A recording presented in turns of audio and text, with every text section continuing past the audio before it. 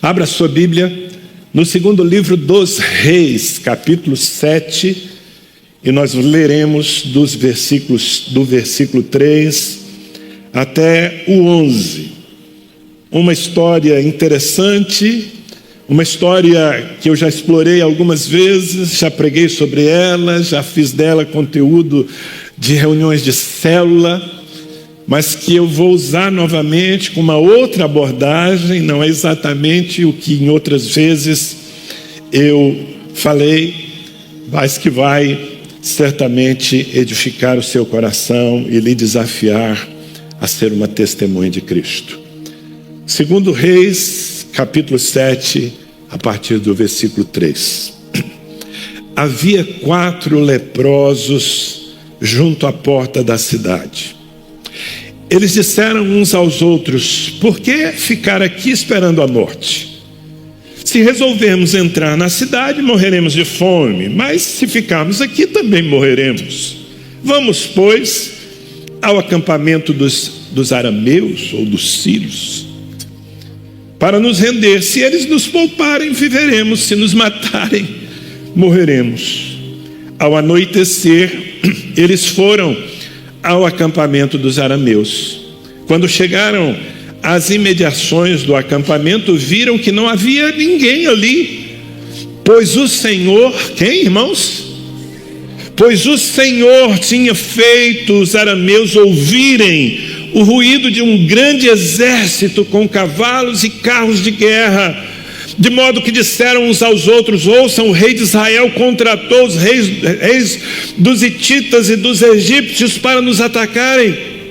Então, para salvar sua vida, fugiram ao anoitecer, abandonando tendas, cavalos e jumentos, deixando o acampamento como estava.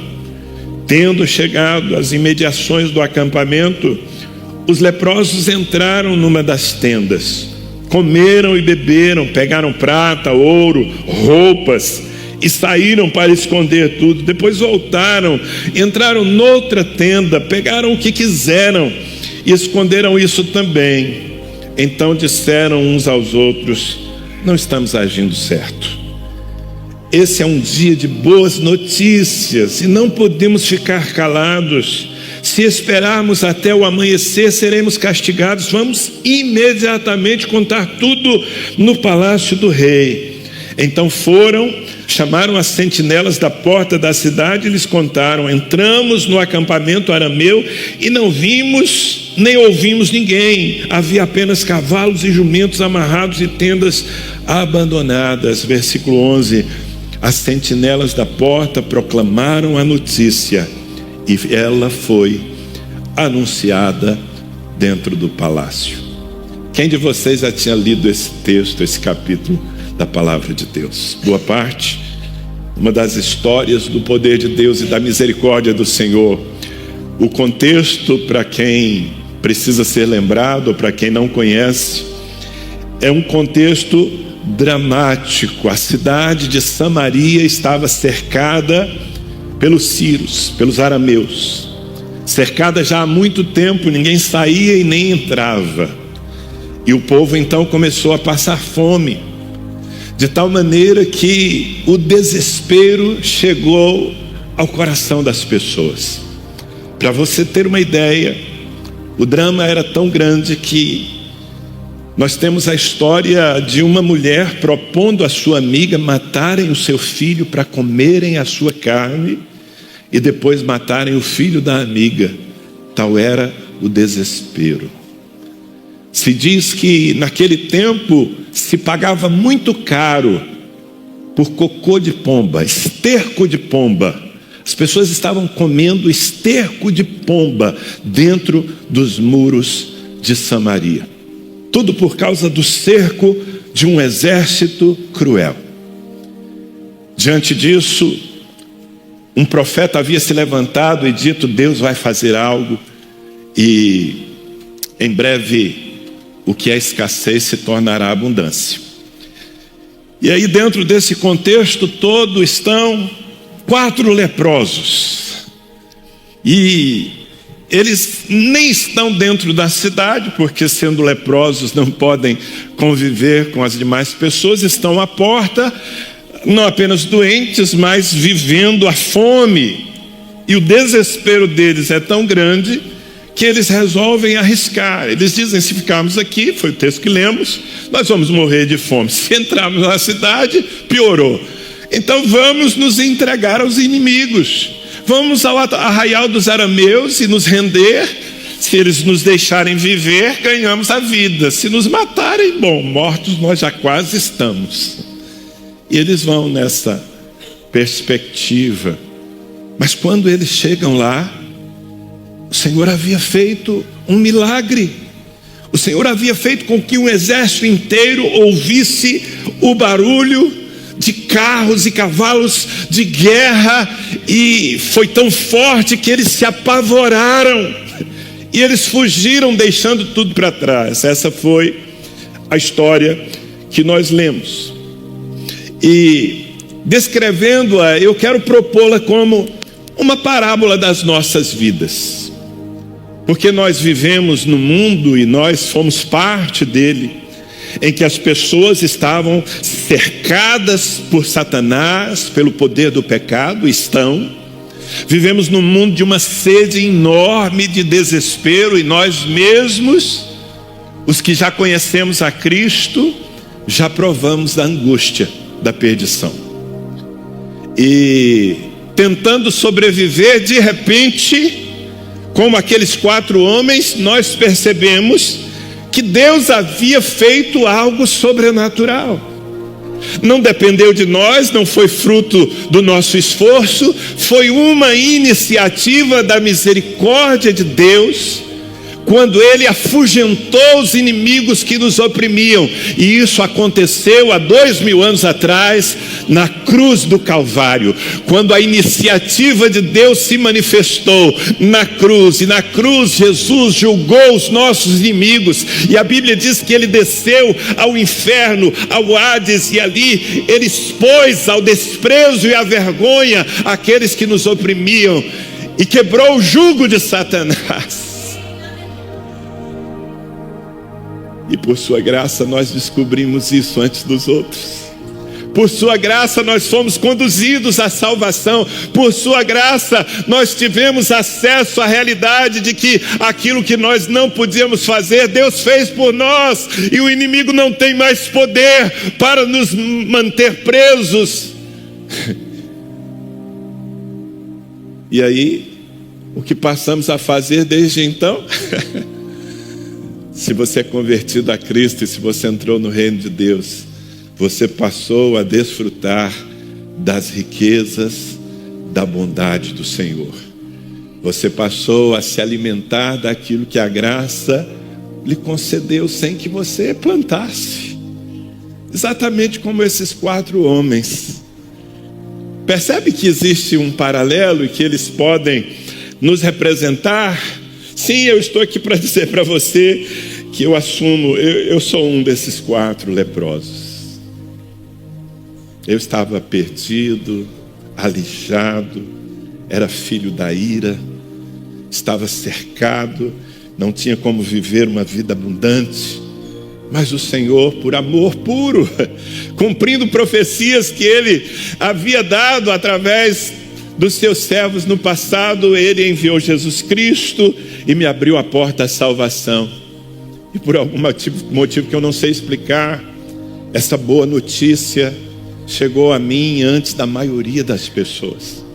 Eu olho para o meu mundo lá fora e eu vejo gente tirando a própria vida, eu vejo gente deprimida, eu vejo famílias esfaceladas, e acima de tudo eu vejo a perdição, a ameaça da morte, não apenas a morte física, porque essa é a mais simples, mas da morte eterna. A maioria das pessoas da minha geração está marchando para o inferno. Mas eu fui salvo. Eu fui salvo e eu descobri que o que há no reino de Deus é suficiente para mim, mas é suficiente também para todos aqueles que ainda não sabem das boas notícias. Então, a minha proposta nessa manhã com vocês é olhar para esses 4 homens em sua absoluta vulnerabilidade. Vejam, irmãos, eram 4 leprosos. O que pode fazer um leproso por uma cidade em ameaça? Temos então os 4 leprosos, temos os arameus em sua crueldade, que tipificam muito bem o império das trevas, que vem para matar, roubar e destruir. Foi o que Jesus disse. E nós temos um estrondo de Deus que quebra o jugo do inimigo, a cruz de Jesus Cristo. Então, eu acho que eu consegui expressar para você que temos aqui uma figura perfeita da salvação e das nossas histórias. Mas a nossa atenção vai ser colocada nesses homens que, depois de terem descoberto o que Deus fez, você já sabe o que Deus fez, sim ou não? Depois de terem descoberto o que Deus fez, eles têm uma série de atitudes e pensamentos que os transforma em heróis da história. Os leprosos viraram os heróis. Fala para a pessoa que está ao seu lado: você sabia que você pode se tornar um herói desse tempo? Eu não sei se você já quis ser herói. Pelo menos na infância, boa parte de nós, pelo menos da minha geração, queria ser herói. Eu, por exemplo, andava voando de um sofá para o outro, com uma toalha amarrada no pescoço, tentando ser o Superman. Não consegui mais do que alguns tombos e algumas chineladas da minha mãe. Não virei herói naquele tempo, mas agora sou. Agora eu sou candidato. Aliás, tenho sido herói para muita gente e vocês também. Por quê? Porque afinal de contas nós temos o conhecimento de algo que pode salvar as pessoas da perdição, da morte e do desespero. Então, a pergunta que eu quero propor aqui, para que nós olhemos para esse texto de uma forma intencional, é: em que as atitudes desses 4 homens podem nos inspirar, irmãos, como pecadores redimidos? Quem aqui se reconhece como um pecador redimido? Levanta a sua mão. Você está com o torcicolo, dá para levantar lá em cima? Pecador redimido. Sabemos que somos pecadores, sabemos que viemos da indignidade, mas fomos salvos pela misericórdia de Deus. E agora, o que fazemos com isso? Bem, eu tenho aqui alguns termos que podem lhe ajudar a compreender não apenas o que nós podemos fazer, mas o que Deus espera que nós façamos. Porque ao afugentar os exércitos dos inimigos, certamente Ele não estava pensando apenas em nós. Ele estava pensando em cada pessoa perdida da nossa geração. E há alguns termos aqui, ou algumas palavras, que podem lhe ajudar, inclusive, a guardar na sua memória e, principalmente, despertar o seu coração. A primeira dessas palavras é testemunho. Diga comigo: testemunho. Veja bem, leio de novo o versículo 8. Tendo chegado às imediações do acampamento, os leprosos entraram numa das tendas, comeram e beberam, pegaram prata, ouro e roupas e saíram para esconder tudo.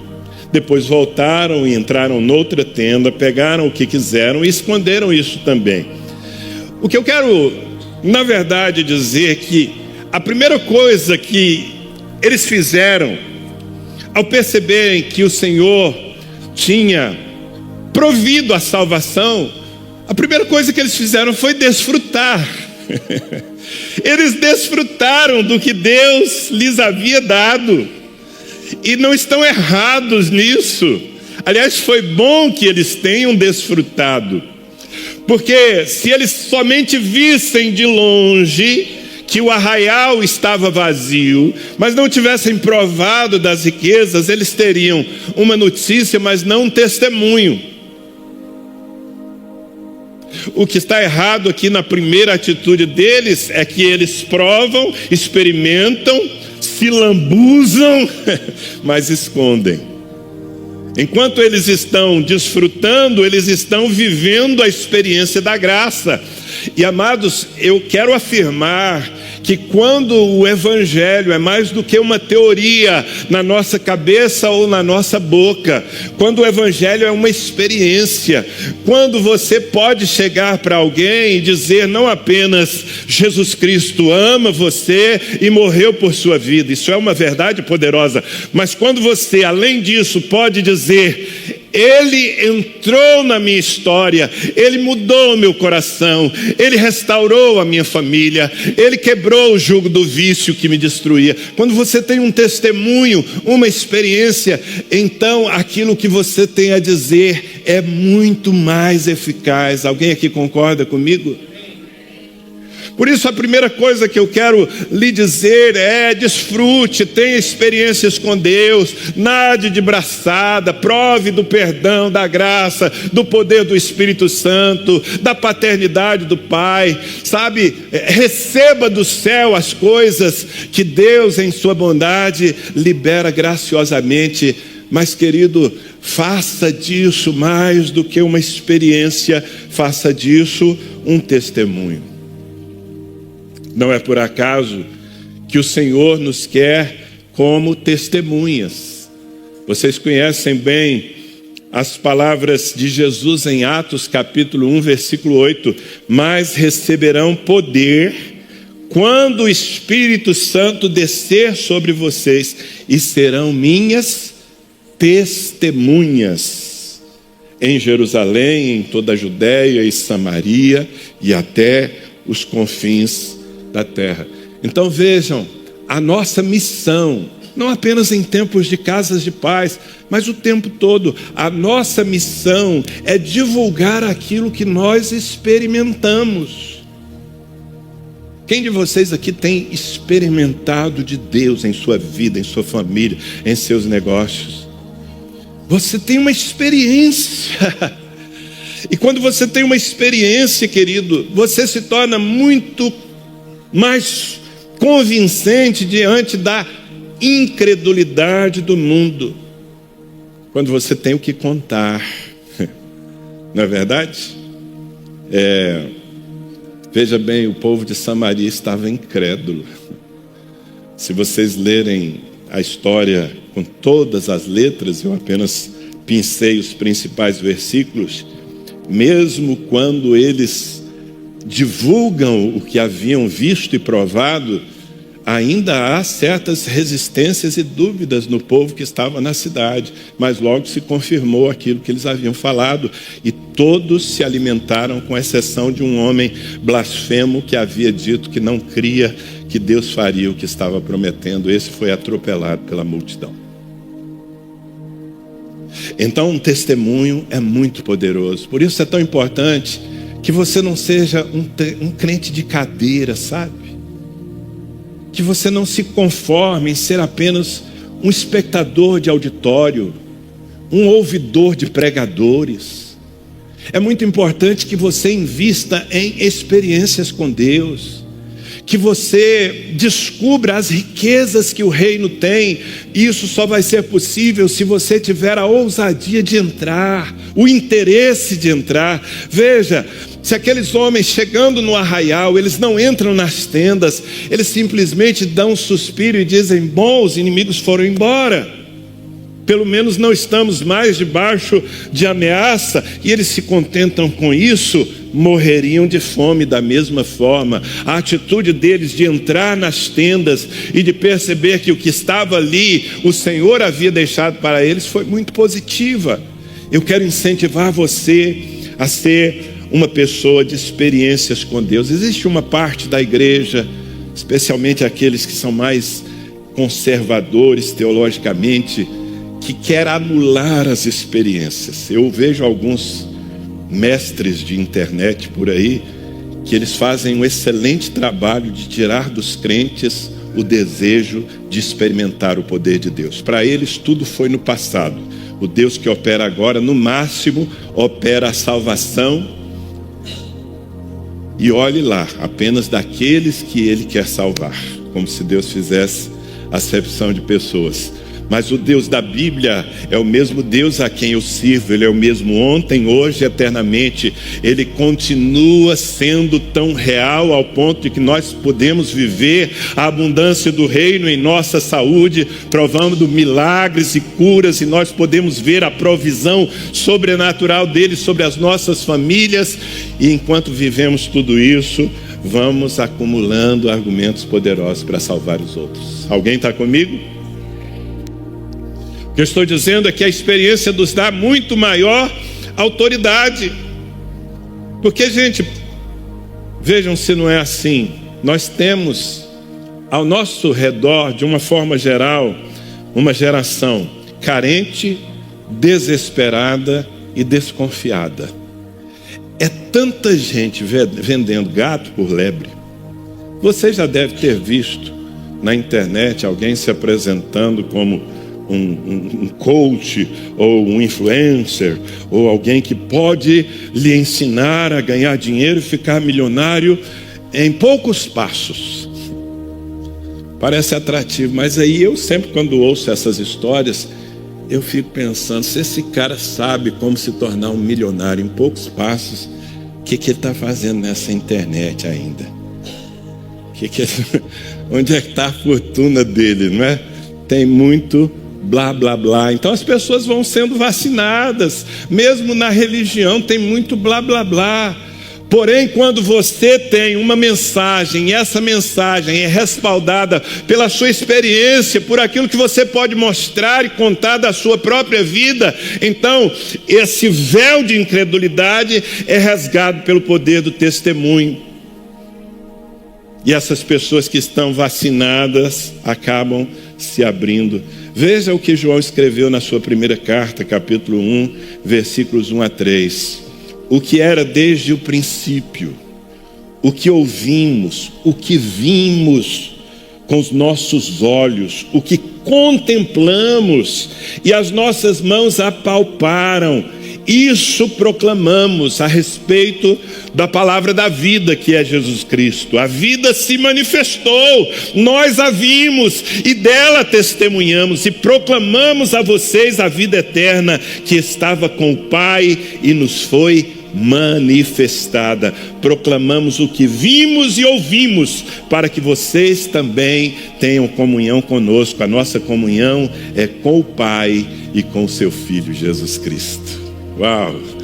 Que homem seguro, não é? Ele pode proclamar o Evangelho, porque não é uma teoria, não é uma teologia, é algo que ele experimentou de perto, e por isso a sua palavra tem ainda mais poder. Então, essa é a primeira ideia que essa história nos traz e nos inspira, com a qual pode nos inspirar. Agora, a segunda é consciência.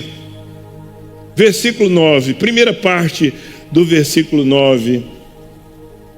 Então disseram uns aos outros: não estamos agindo certo. Este é um dia de boas notícias e não podemos ficar calados. Veja, ainda bem que além da fé, além da ousadia, além da intrepidez em desfrutar, em algum momento alguém acordou e falou: ei, não está certo nós apenas desfrutarmos. Nós precisamos levar essa notícia. A notícia que nós temos pode salvar uma cidade inteira. Não está certo, nós não temos o direito de ficar calados, de esconder aquilo que Deus nos deu e que não é só para nós. Será que alguém aqui já vive debaixo dessa consciência?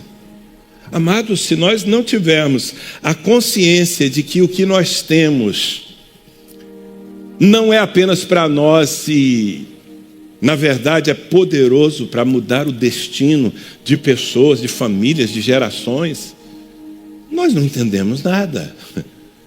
Se nós achamos que Deus estava pensando apenas em nós, nós ainda não conhecemos o caráter e o coração de Deus. O que eu quero dizer, queridos, é que diante da perdição lá fora, ficar calado, quando há tanta gente precisando ouvir, não é uma postura cristã.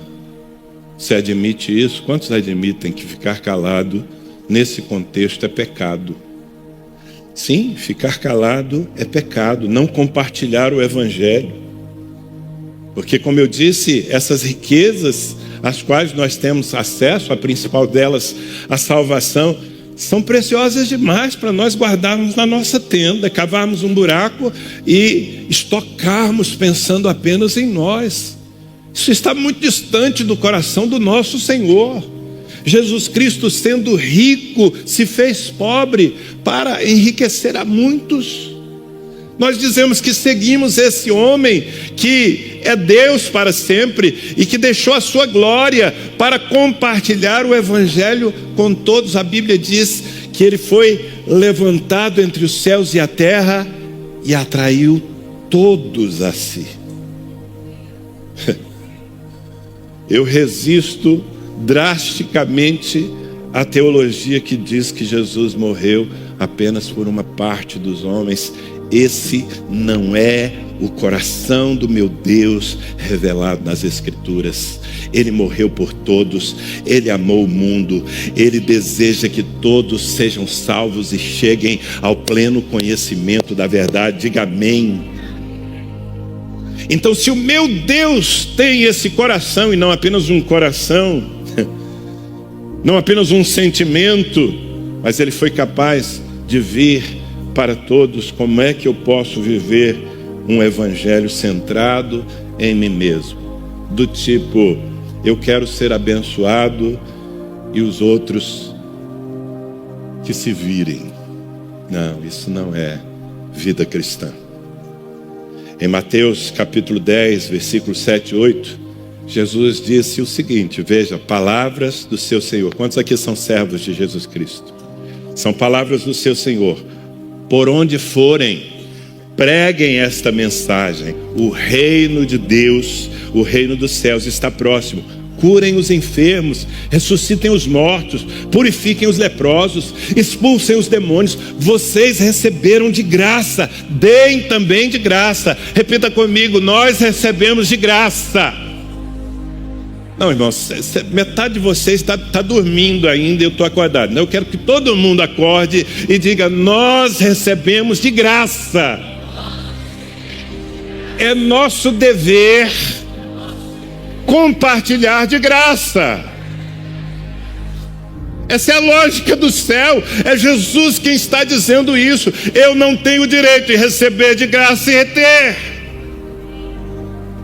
Ainda bem que essa consciência chegou ao coração daqueles homens. Não é bom o que nós fazemos, não está certo. Nós estamos aqui nos lambuzando e estocando, mas tem gente morrendo lá na cidade. Eu não posso ficar aqui apenas nesse estágio. Nós precisamos ir e compartilhar. E eu vou dizer mais, a experiência nos obriga ao compartilhamento. Um mínimo de sensibilidade vai ser suficiente para nos convencer que nós não podemos guardar aquilo que o Senhor nos deu, sem que nós semeássemos para isso. Olha o que Paulo diz em 1 Coríntios 9:16. Eu gosto desse versículo tanto que muitas vezes eu cito nas minhas pregações. Paulo diz assim: contudo, quando prego o evangelho, ou seja, quando eu dou as boas notícias, evangelho você sabe que são boas notícias, boas novas. Quando prego o evangelho, não posso me orgulhar, pois me é imposta a necessidade de pregar. Ai de mim, se eu não pregar o evangelho. Agora veja, eu não sei como é que você entende essa expressão. Quando o apóstolo diz, ai de mim, eu tenho uma obrigação. Será que ele está com medo de Deus? Será que o que motiva, o que o leva a dizer, ai de mim se eu não pregar, é medo de um juízo divino? Sinceramente eu penso que não. Eu penso que ele estava debaixo do peso da sua própria consciência. Paulo, que se define como o principal dos pecadores. Há um texto em que ele diz: pecadores dos quais eu sou o principal. Ele que perseguiu crentes até a morte e depois foi visitado pela luz, pelo Senhor Jesus Cristo, e teve a sua vida transformada e os seus pecados perdoados. Esse homem, depois de ter provado da graça e do perdão de Deus, a sua consciência não o deixava em paz, a não ser que ele se esforçasse para anunciar o Evangelho a todas as pessoas. Eu acredito que é isso que nós precisamos viver, essa consciência de que há uma missão e que nós precisamos cumpri-la. Mas tem uma terceira ideia que as atitudes e as conversas desses homens me sugerem. A terceira ideia é a de urgência. Repita: urgência. Ainda no versículo 9, a segunda parte do versículo 9: se esperarmos até o amanhecer, seremos castigados. Na outra tradução diz: seremos tidos como culpados. Se esperarmos até o amanhecer, seremos tidos por culpados. Responderemos por essa procrastinação. Vamos imediatamente contar tudo no palácio do rei. Então veja, há também aqui um senso de urgência, e ele é óbvio, irmãos. Pessoas estavam morrendo. Talvez naquela noite alguém mais morreria. Talvez naquela noite alguém mais desejaria matar o seu próximo para comer a sua carne diante do desespero. Como é que nós podemos esperar se há gente que está no fio da navalha? E às vezes nós perdemos essa consciência, sabe? Boa parte de nós aqui vive em lares estruturados. A graça de Deus já reorganizou a nossa vida. Nós temos, ainda que com lutas, nós temos paz. Mas, meus irmãos, somente a mente de Deus, que sabe tudo, pode contar nessa manhã de domingo, enquanto nós estamos aqui desfrutando do arraial do Senhor, quantas pessoas estão pensando nessa cidade em tirar a própria vida. Quantos adolescentes, quantas mulheres deprimidas, quantos homens falidos estão pensando em tirar a própria vida porque não veem nenhuma esperança. Agora mesmo, sem dúvida, enquanto nós conversamos sobre as coisas de Deus, há casais que estão brigando em suas casas e decidindo se separar, deixando os filhos no meio do caminho, sem saber para onde ir, e marcando as próximas gerações. Agora, enquanto nós estamos aqui desfrutando da bondade de Deus, há alguém numa esquina fazendo qualquer coisa por uma pedra de crack. Qualquer coisa. Qualquer coisa pode significar roubar a sua própria mãe. São coisas que estão acontecendo ao nosso redor. Mas não apenas esses que têm já um estereótipo de desespero.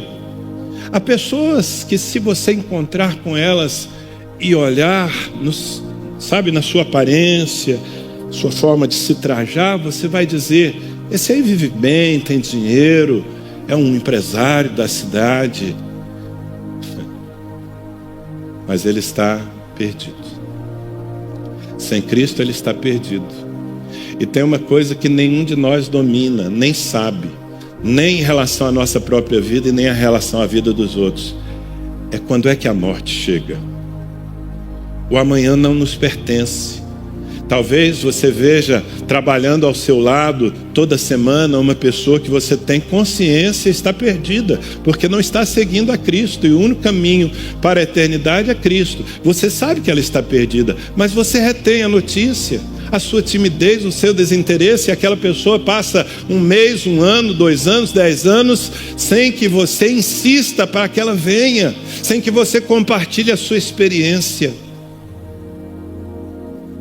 E quantos de nós já fomos surpreendidos com a notícia de que aquela pessoa que trabalhava ao nosso lado, aquela pessoa que saía no carro na garagem vizinha da nossa casa, aquela pessoa morreu. Teve um AVC e morreu. Teve um acidente de trânsito e morreu. E aí nós vamos nos lembrar de que tivemos a oportunidade de pregar o Evangelho e não pregamos. Olha, talvez você esteja dizendo: poxa, o pastor está sendo um pouco dramático nessa manhã. Eu assumo, essa é a ideia. Eu estou querendo ser realmente dramático nessa manhã. Porque eu estou falando do drama da perdição. É o drama da perdição que não nos permite esperar. Nós temos que pregar a todos, ontem, agora. Não pode ser amanhã. Se nós deixarmos para amanhã, em muitos casos, nós seremos tidos por culpados. Alô, tem alguém aí? Então, queridos, admitamos, há ocasiões em que nós não podemos adiar a nossa ação. Veja o que está escrito em 2 Coríntios capítulo 6, versículo 2. Pois ele diz: eu o ouvi no tempo favorável e o socorri no dia da salvação. Quem diz isso é o Senhor. Eu o socorri. Essa é a minha história.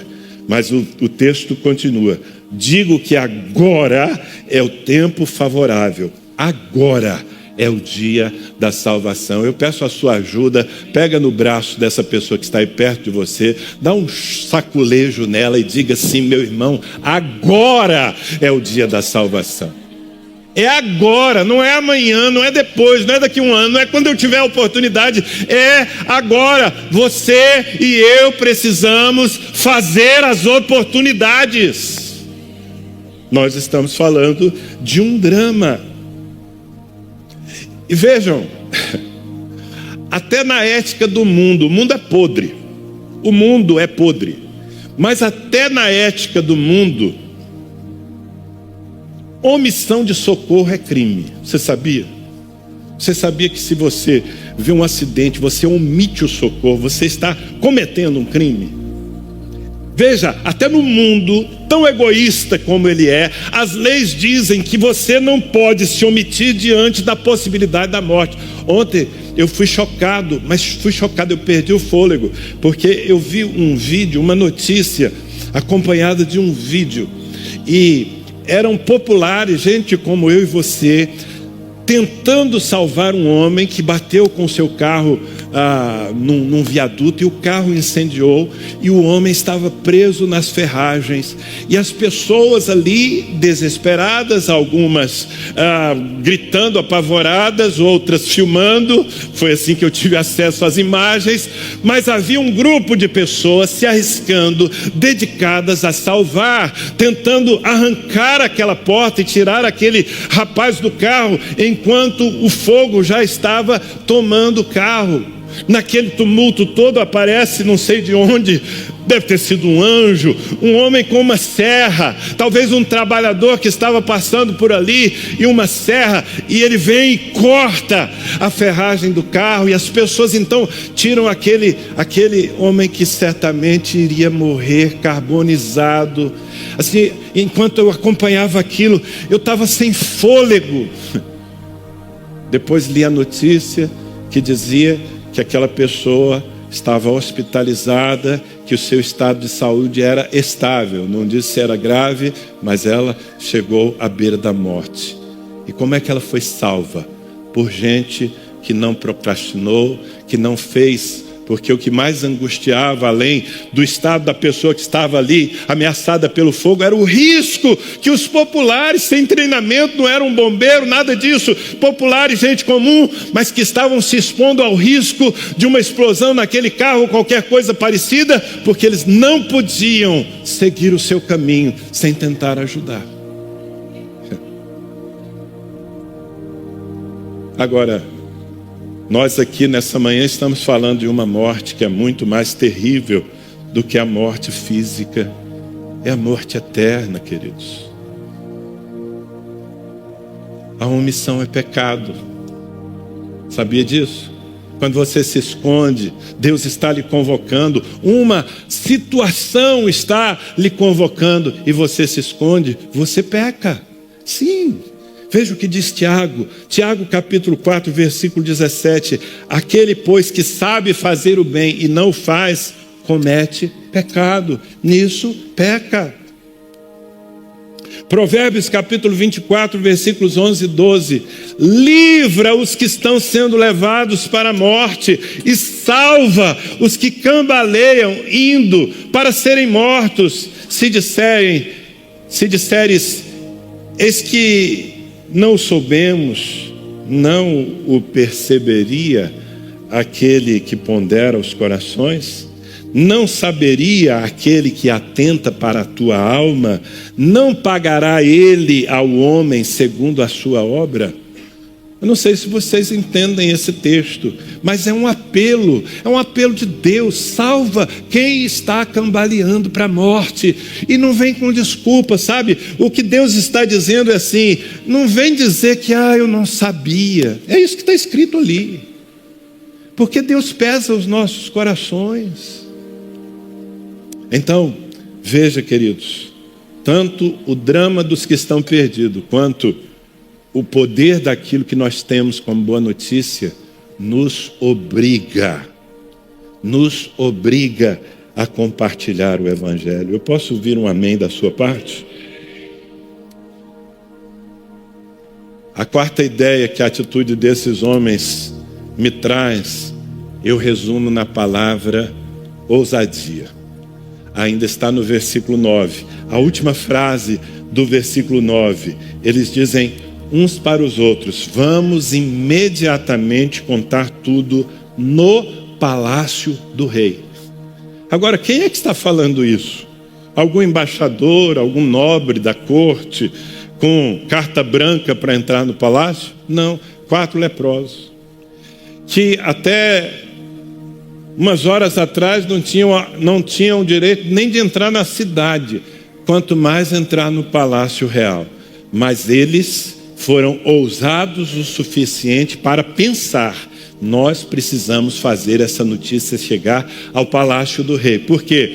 Porque a ideia era que toda a cidade saiba. Somente o rei tinha esse poder de comunicação.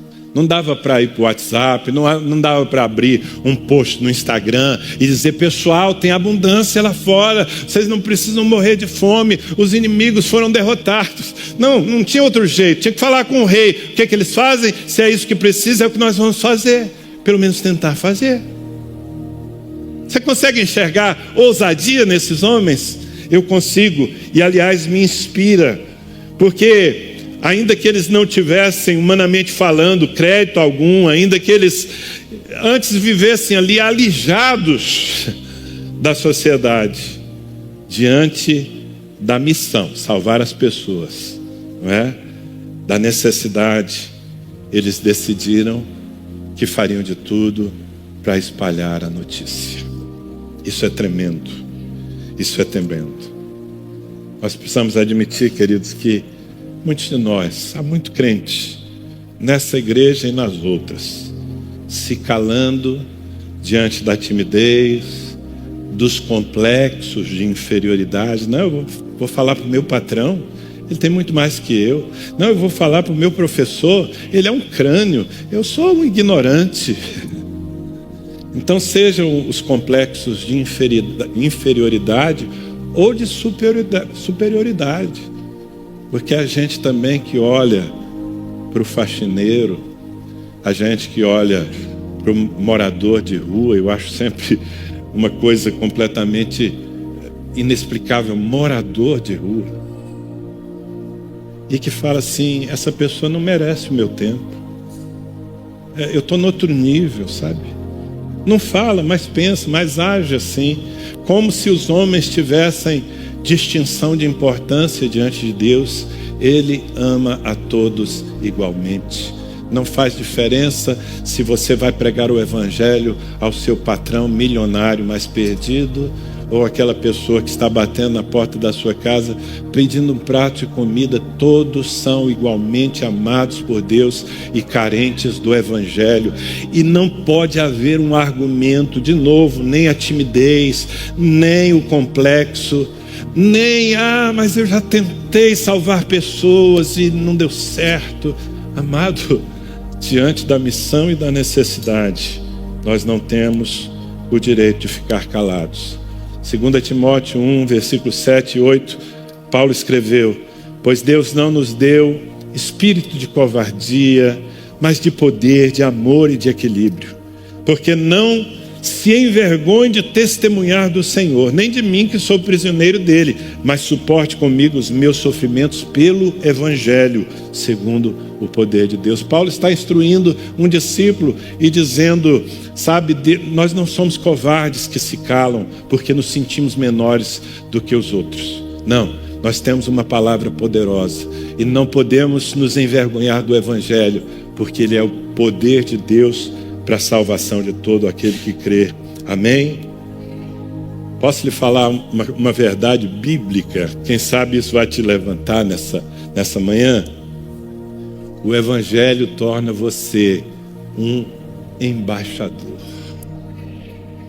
Não, você precisava... Pera lá, gente.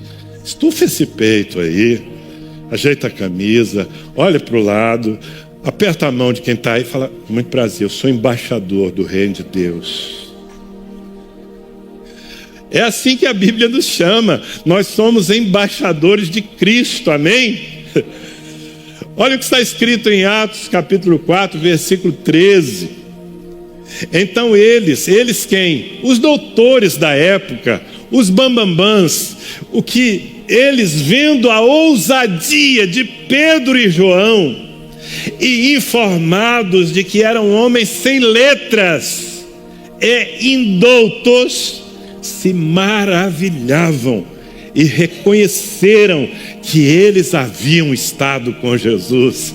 Aleluia. Veja, os bambambãs, os crânios, os gênios, os donos da verdade, quando veem a ousadia de Pedro e João e são informados de que eles são pessoas simples, iletradas, não tinham título de doutor, nem PhD, vinham da Galileia, eles ficaram maravilhados. E eles não tinham como negar, esses homens estiveram com Jesus. Amados, quando nós assumimos a nossa intrepidez, não por causa de quem nós somos pecadores, redimidos, leprosos, salvos, mas é a mensagem que nós temos. A mensagem que nós temos pode salvar uma vida, uma família, uma geração, uma cidade. Isso nos torna importantes demais. Imagine que todos estivessem enclausurados num grande salão como esse, com todas as portas fechadas. Imagine isso. Nunca vai acontecer, em nome de Jesus. Que Deus nos livre. Mas imagine uma multidão, 1000 pessoas, num lugar como esse, com todas as portas trancadas, fechadas, e um incêndio irrompe. E você é o único que tem uma chave. Você, não importa se você tem dinheiro no banco ou boleto para pagar, não importa se você é doutor ou pouco pôde estudar, mas você, no meio de uma multidão, é a única pessoa que tem uma chave para abrir a porta e salvar a todos. Deixa eu fazer uma pergunta. No meio daquelas 1000 pessoas, quem é a pessoa mais importante de todas? Responde para mim. Você. Se você tem a chave, você é a pessoa mais importante de todas. Mas sabe qual é a realidade? Você tem a chave, meu irmão. Você tem o Evangelho, meu irmão. Aquilo que as pessoas lá que estão no incêndio não têm, você tem. Assuma o seu papel, assuma o seu lugar. Seja ousado. Quem é o rei? O rei é um pobre coitado que está morrendo de fome, sem saber como salvar o seu povo. A mensagem que você tem é para o rei e para o pobre. Uau! Ah, fala a verdade. Hoje você ia comer aquele ovo frito, mas você vai sair daqui, você vai até para um restaurante, de tão importante que você está ficando. Ainda vai convidar essa pessoa que está aí do seu lado, porque afinal de contas, embaixador, né? Tem um que está recebendo. Estou procurando quem está dando, quem está pagando.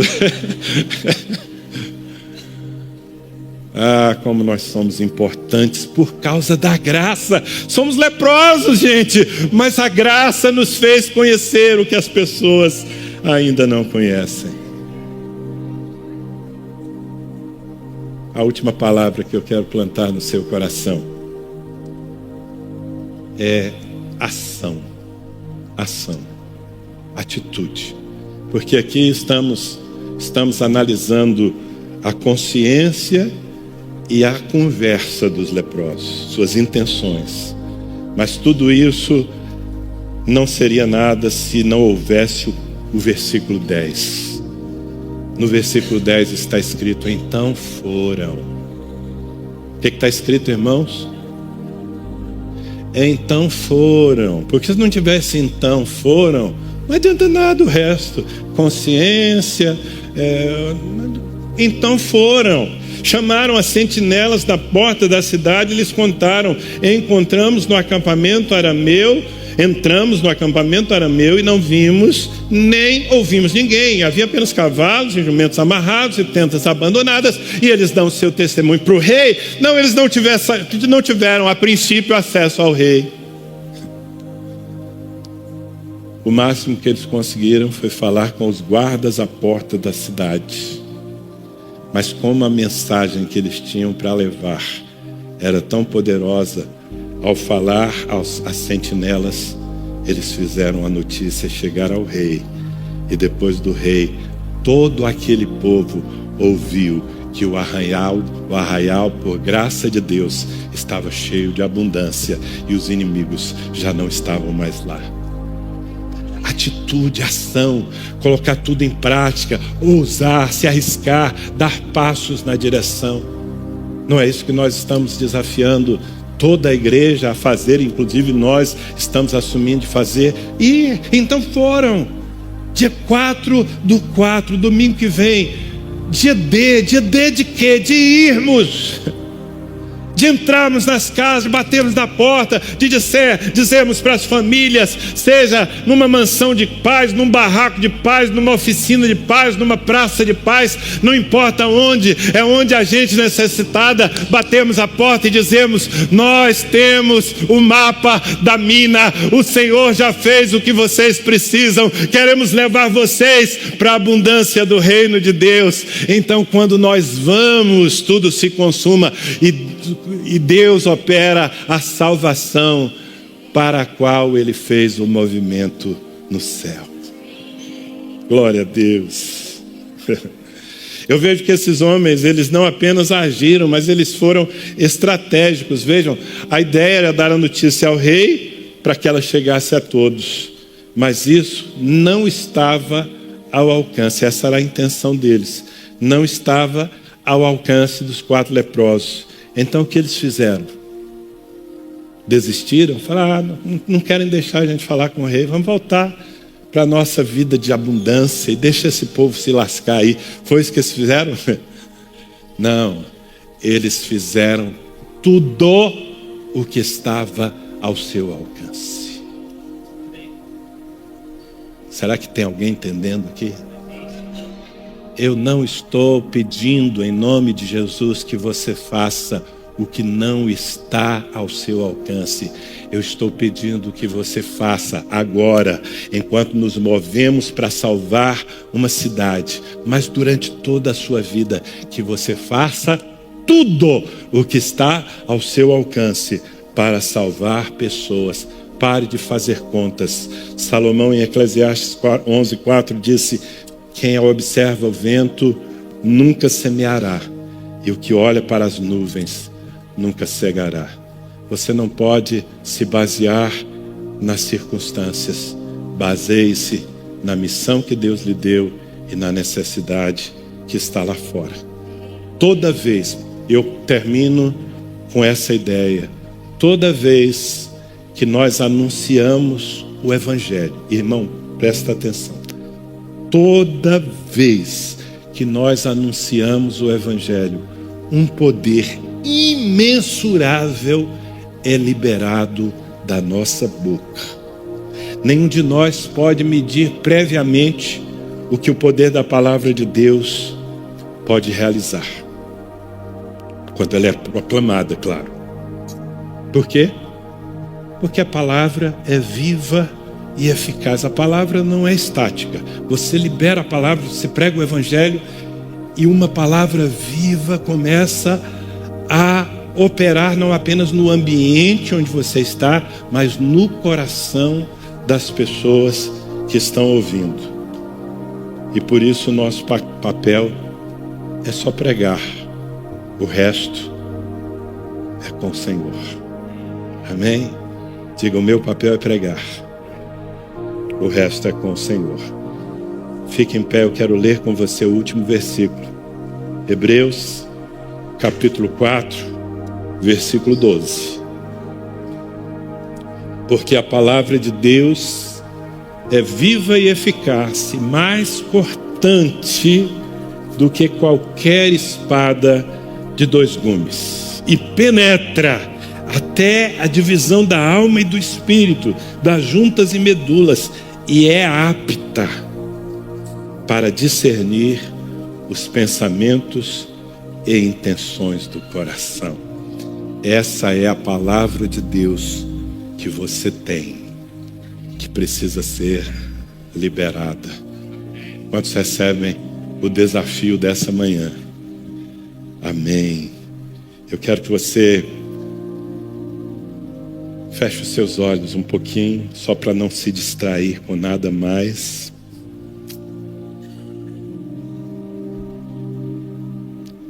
E pense no que Deus já fez na sua vida. Pense na fome que você já viveu, no desespero, na angústia, na condenação. Lembre-se daquele dia, você consegue se lembrar do dia em que o Evangelho chegou ao seu coração, do dia em que você percebeu que o inimigo não precisava, não podia mais lhe cercar. O que Deus fez na sua vida desde então? Dá uma olhada na sua foto antes de conhecer Jesus. Se você ainda tem alguma foto depois da bebedeira, depois da briga com a mulher, e agora olhe-se no espelho. Você é uma nova pessoa, uma nova criatura. Você tem provado de um cuidado que antes você não sabia que existia. Cuidado de Deus, cuidado de líderes, pastores. Lembre-se, meu irmão, eu quero te pedir para você se lembrar do que Deus fez. Você recebeu de graça, de graça. Pela graça somos salvos por meio da fé. Isso não vem de nós, é dom de Deus. Não vem de obras para que ninguém se glorie. Você tem desfrutado do reino. Agora eu quero pedir que você pense na sua família, naqueles que ainda não têm Senhor. Eu quero pedir que você pense nas pessoas que trabalham com você, que estudam com você. Pense nos seus vizinhos. Aquele que põe a música no último e fica ouvindo sofridão o fim de semana inteiro, porque ele não tem nada melhor do que a sofrência. Pense neles. O Senhor está pedindo que você leve a boa nova, a boa notícia. Nós vamos ser conduzidos nessa canção e eu vou terminar orando com você para que o seu coração seja como o coração daqueles 4 homens que não se contentam em desfrutar, eles assumem a missão de compartilhar. Eu queria que você se juntasse a alguém, pelo menos a uma pessoa, se puder mais ainda, para nós orarmos juntos. Eu vou pedir que o Espírito Santo, que ele ative a mensagem no nosso coração. Que ele faça da minha voz a sua voz dentro de você. Não apenas agora, mas nos próximos dias e durante toda a sua vida. Você pode se juntar a alguém. É difícil para você dar um passo na direção de alguma pessoa e se juntar a alguém para orar em concordância. Então faça isso e comece a orar. Orar por essa pessoa, dizendo: Deus, usa o meu irmão, levanta-o, ele tem uma riqueza enorme, Senhor. Eu peço que o Senhor lhe dê sensibilidade, ousadia, prazer em compartilhar, autoridade, intrepidez, sabedoria, coragem, interesse. Ore, ore, ore. Diga: Senhor, move o meu irmão, move a vida dele. Dá a ele, Senhor, a coragem de compartilhar o que ele tem. Mostra onde estão os necessitados. Onde é que está a sua Samaria? E durante essa semana, meu Deus, enquanto ele vai, usa-o. Durante as próximas semanas, enquanto ele vai, usa-o, Senhor. Unge com o Espírito Santo. Que não seja só uma ação de bondade humana, que seja uma ação poderosa do Senhor através das nossas vidas, Senhor. Nós nos oferecemos a Ti, meu Deus. Eis-nos aqui. Nós não ficaremos apenas dentro das tendas, desfrutando e escondendo aquilo que o Senhor nos deu. Nós estamos indo anunciar a salvação, em nome de Jesus. Amém? Que o Senhor use você, que Ele guie você, que Ele lhe dê oportunidades e experiências para a glória do Seu nome, e em nome de Jesus.